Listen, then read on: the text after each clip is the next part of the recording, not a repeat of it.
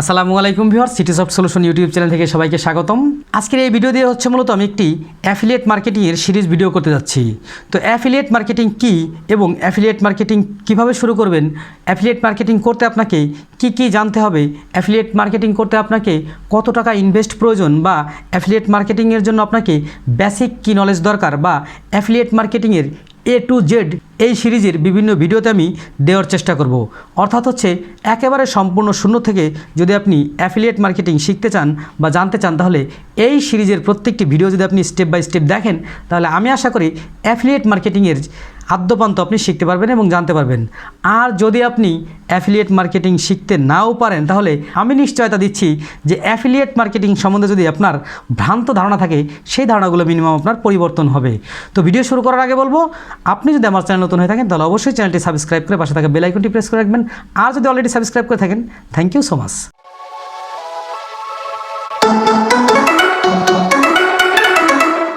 তো প্রথমে আমরা আসি যে অ্যাফিলিয়েট মার্কেটিংটা কি। মূলত হচ্ছে মার্কেটিং মানে হচ্ছে পণ্যের বিপণন। মার্কেটিং নিয়ে আমরা যদি বিশাল ব্যাখ্যা দিতে যাই, তাহলে মার্কেটিং অনেক বড় বিষয়। তো মার্কেটিংয়ের একেবারে সহজভাবে বা ছোট্ট করে সংজ্ঞা যদি আমরা দিতে যাই, সেটা হচ্ছে যে একটি পণ্যের প্রসার বা একটি পণ্যের যে বিপণন পদ্ধতি, এটাই হচ্ছে মার্কেটিং। যে কোনো একটি পণ্য আপনি ধরেন যে বাংলাদেশের যে কোনো একটি পণ্য তৈরি হয়েছে, সেই পণ্যটি বিক্রয় বা সেল বৃদ্ধির জন্য যে সমস্ত কার্যক্রম করা হয়, টোটাল কার্যক্রমটা হচ্ছে মার্কেটিং। এখন অ্যাফিলিয়েট কথাটা যুক্ত হয়েছে এখানে। অ্যাফিলিয়েট মার্কেটিংটা আসলে কি? অ্যাফিলিয়েট মার্কেটিংটা হচ্ছে আপনি হচ্ছে একটি নির্দিষ্ট কোম্পানির প্রোডাক্ট সেল করে দিবেন, বিনিময়ে একটি কমিশন পাবেন। একেবারেই সহজ কথায় আমি বোঝানোর চেষ্টা করেছি যে কোনো একটি কোম্পানির নির্দিষ্ট একটি প্রোডাক্ট আপনি সেল করে দিবেন। এখন প্রশ্ন হচ্ছে সেলটা আপনি কিভাবে করে দিবেন? এই সেলটা আপনি ডিজিটাল ওয়েতে করে দিবেন। অর্থাৎ ডিজিটাল ওয়ে কি? আপনি সেল করে দিতে পারবেন সোশ্যাল মিডিয়ার মাধ্যমে, সেল করে দিতে পারবেন আপনার ওয়েবসাইটের মাধ্যমে, সেল করতে পারেন আপনার ব্লগের মাধ্যমে, সেল করতে পারেন আপনি ইউটিউব চ্যানেলের মাধ্যমে, বিভিন্নভাবে আপনি সেল করতে পারবেন। সেল করতে পারেন আপনি মেইল মার্কেটিংয়ের মাধ্যমে।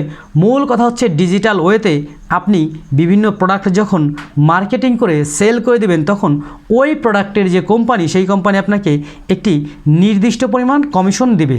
এখন এই নির্দিষ্ট পরিমাণ কমিশন প্রোডাক্ট ভেদে ভিন্ন ভিন্ন হয়ে থাকে।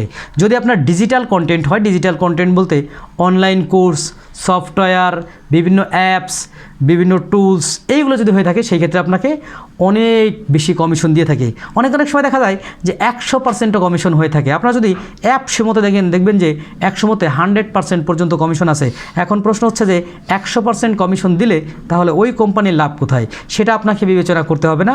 100% কমিশন যে দেয়, এটা আপনাকে প্রুভ করে দিলাম যে 100% কমিশন দেয় appsumo.com-এ। তো এখন এইরকম বিভিন্ন কোম্পানিতে বিভিন্ন পার্সেন্টেজ ভেদে কমিশন দিয়ে থাকে। ওই কোম্পানির একটা পণ্য যেটা আপনার রেফারেন্স হয়ে বিক্রি করবে। এখন আপনার রেফারেন্স হয়ে বিক্রি করার জন্য আপনাকে কি করতে হবে? ওই যে কোম্পানির পণ্য আপনি বিক্রি করে দেবেন বা যে ওয়েবসাইটের পণ্য আপনি বিক্রি করে দেবেন, সেই ওয়েবসাইটে আপনাকে রেজিস্ট্রেশন করতে হবে। এখন রেজিস্ট্রেশন করার জন্য বিভিন্ন ওয়েবসাইট হচ্ছে আপনার নির্দিষ্ট ওয়েবসাইট বা নির্দিষ্ট একটি পেজ চেয়ে থাকে। অর্থাৎ হচ্ছে আপনার একটি নির্দিষ্ট ওয়েবসাইট থাকতে হবে, তা নাহলে আপনাকে ওই অ্যাফিলিয়েশন বা অ্যাফিলিয়েট রেজিস্ট্রেশন করতে দেবে না বা করতে পারবেন না। তখন হচ্ছে আপনাকে নির্দিষ্ট একটি ওয়েবসাইট করতে হবে, যে ওয়েবসাইটের মাধ্যমে হচ্ছে আপনি একটি প্রোডাক্ট সেল করতে পারবেন। এবং একই সাথে বিভিন্ন কোম্পানি আছে যারা হচ্ছে সোশ্যাল মিডিয়া, অর্থাৎ ফেসবুক, টুইটার, ইউটিউব এবং হচ্ছে অন্যান্য যে সিস্টেম, সে সমস্ত সিস্টেমেও তাদের প্রোডাক্ট বিক্রি করার পারমিশন দিয়ে থাকে। সেক্ষেত্রে আপনার কোনো ওয়েবসাইট তৈরি করার প্রয়োজন নাই বা তেমন একটা ইনভেস্ট করার প্রয়োজন নাই।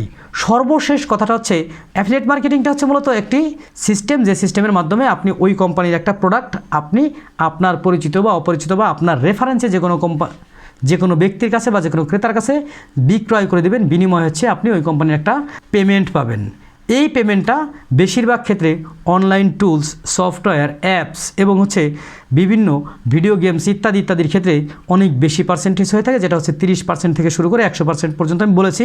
এবং ফিজিক্যাল প্রোডাক্ট যে সমস্ত ফিজিক্যাল প্রোডাক্ট, সে সমস্ত যেমন হচ্ছে আপনি বস্ত্র বিক্রি করতে পারবেন, গেজেট আইটেম বিক্রি করতে পারবেন, ইলেকট্রনিক্স আইটেম বিক্রি করতে পারবেন। এই সমস্ত বিষয় হচ্ছে আপনার মূলত কমিশনটা একটু কম হয়ে থাকে, যার কারণ হচ্ছে অনেকেই আপনার শুধুমাত্র অ্যাপস, সফটওয়্যার, টুলস অর্থাৎ ডিজিটাল যে প্রোডাক্ট সেই সমস্ত প্রোডাক্টের দিকে ঝুঁকে যায় এবং ওই সমস্ত প্রোডাক্ট বেশি বেশি সেল করার চেষ্টা করে। কারণ হচ্ছে ওখানে কমিশনের যে পার্সেন্টেজ সেটা অনেক বেশি, 30% থেকে 40, 50, 60, 70% হয়ে থাকে।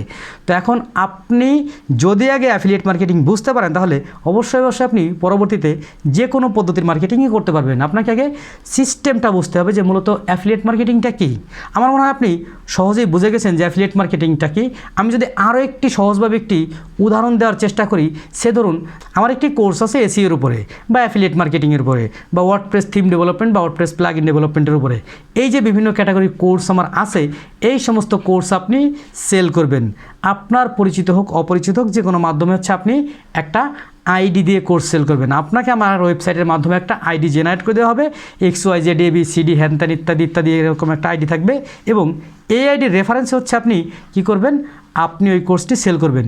আমার এই কোর্সটি যদি 5,000 টাকায় সেল হয়, সেই 5,000 টাকার 30% অথবা 5,000 টাকার 40%, অর্থাৎ 40% মানে কত, 5,000 টাকার 40% হচ্ছে 2,000 টাকা প্লাস মাইনাস। অর্থাৎ হচ্ছে আপনি আমার একটি ওয়েবসাইটের একটি কোর্স যে কোনো ব্যক্তির মাঝে বিক্রয় করে আপনি 2,000 টাকা কমিশন পেলেন। এখন আমার এই কোর্সটি কিন্তু 5,000 টাকা দিয়েই কিনতে হয়েছে। যে ব্যক্তি কিনেছে সে ব্যক্তি কিন্তু কম টাকা দেয়নি, সে ব্যক্তি কিন্তু 5,000 টাকা দিয়েছে এবং সেইখান থেকে আপনি যে আপনার অ্যাফিলিয়েট কমিশন, সেই অ্যাফিলিয়েট কমিশন 2,000 টাকা পেয়েছেন এবং রেস্ট অফ দ্য মানি 3,000 টাকা আমি পেয়েছি। অর্থাৎ হচ্ছে আপনার যে ক্রেতা, সেই ক্রেতা যদি সরাসরি আপনার কাছ থেকে না কিনে আমার কাছ থেকেও কিনতো তাহলেও তাকে 5,000 টাকা দিয়েও কিনতে হতো। যখন এই প্রোডাক্টটি বা এই কোর্সটি আপনার মাধ্যম হয়ে, আপনার যে আইডি আছে সেই আইডির মাধ্যমে সে পারচেস করলো বা সে কিনলো, তখন হচ্ছে সে আপনাকে কোনো কমিশন দেয় না, বাট কমিশন দিছে কে, কমিশন আমি আপনাকে দিছি। কারণ আমার প্রোডাক্ট একটা নির্দিষ্ট আইডির মাধ্যমে আপনি সেল করে দিয়েছেন এবং আমার কন্ডিশন ছিল যে এই আইডির মাধ্যমে যদি কোনো প্রোডাক্ট সেল করে দিতে পারেন তাহলে আপনি অবশ্যই 30% বা 40% একটা কমিশন পাবেন, যার বিনিময়ে হচ্ছে আপনি ওই কোর্সের 5,000 টাকার মধ্যে 2,000 টাকা পেয়েছেন 40% কমিশনে। এখন এই যে এই কমিশনের যে সিস্টেম, এটাই হচ্ছে মূলত অ্যাফিলিয়েট মার্কেটিং বা অ্যাফিলিয়েট করে উপার্জন। মূলত হচ্ছে বর্তমান প্রেক্ষাপটে অ্যাফিলিয়েট মার্কেটিং হিউজ একটা প্ল্যাটফর্ম এবং হচ্ছে অনেক বড় একটা উপার্জনের সেক্টর বলতে পারবেন। যারা অ্যাফিলিয়েট মার্কেটিং করে টাকা উপার্জন করে তারা দেখবেন যে অ্যাফিলিয়েট মার্কেটিংয়ের বিভিন্ন ধরনের ওয়েবসাইট তারা তৈরি করে এবং বিভিন্ন ধরনের প্রোডাক্টের ভেরিয়েশন নিয়ে তারা কাজ করে, অর্থাৎ ভিন্ন ভিন্ন ক্যাটাগরির বা ভিন্ন ভিন্ন ধরনের ওয়েবসাইট নিয়ে তারা কাজ করে এবং সেই সমস্ত ওয়েবসাইটের উপর তারা কি করে, বিভিন্ন ধরনের ভিন্ন ভিন্ন ক্যাটাগরির প্রোডাক্ট সেল করে এবং সেই সমস্ত ক্যাটাগরির প্রোডাক্ট সেল করে তারা হচ্ছে অ্যাফিলিয়েট মার্কেটিং করে কমিশন বেজ আর্নিং করে থাকে। এখন এই সেল আপনি যত বাড়াতে পারবেন আপনার উপার্জন তত বাড়বে। সুতরাং আপনাকে দিন শেষে অবশ্যই অ্যাফিলিয়েট মার্কেটিং করে উপার্জন করতে হলে আপনাকে কি করতে হবে, সেল বাড়াতে হবে। এখন প্রশ্ন হচ্ছে সেল বাড়াবো কীভাবে? সেল বাড়াতে হলে আপনাকে অনলাইনে এঙ্গেজমেন্ট বাড়াতে হবে। এখন এটা আবার কি অনলাইনে এঙ্গেজমেন্ট?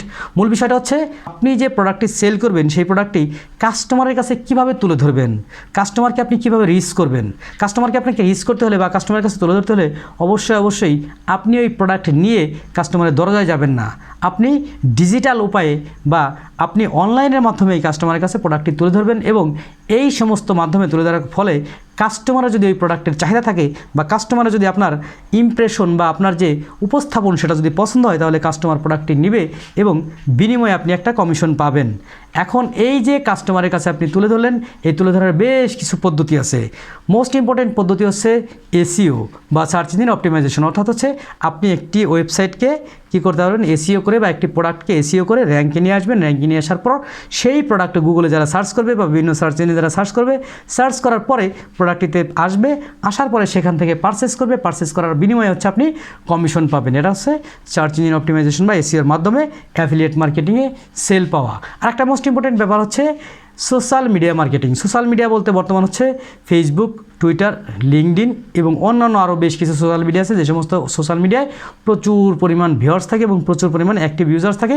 এই সমস্ত অ্যাক্টিভ ইউজারদের কাছে আপনার প্রোডাক্টটি যদি আপনি তুলে ধরতে পারেন এবং আপনার এক্সপ্রেশন বা আপনার হচ্ছে উপস্থাপন যদি ভালো হয় তাহলে এই প্রোডাক্টটি তারা পারচেস করলে আপনি একটা কমিশন পাবেন।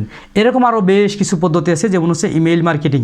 ইমেইল মার্কেটিংয়ের মাধ্যমে আপনি টার্গেটেড কিছু পার্সনের ইমেইল কালেকশন করে সেই সমস্ত পার্সনের কাছে আপনার প্রোডাক্টটির যে গুণাগুণ বা আপনার প্রোডাক্টের যে বৈশিষ্ট্য বা আপনার প্রোডাক্টের যে ডেসক্রিপশন এটা যদি তুলে ধরতে পারেন তাহলে ওই ব্যক্তি যদি এই প্রোডাক্টটি প্রয়োজন মনে করে তাহলে ওই ব্যক্তি প্রোডাক্টটি কিনবে এবং ওই ব্যক্তি প্রোডাক্টটি কেনার পরে আপনাকে এই প্রোডাক্টের একটা কমিশন দেওয়া হবে।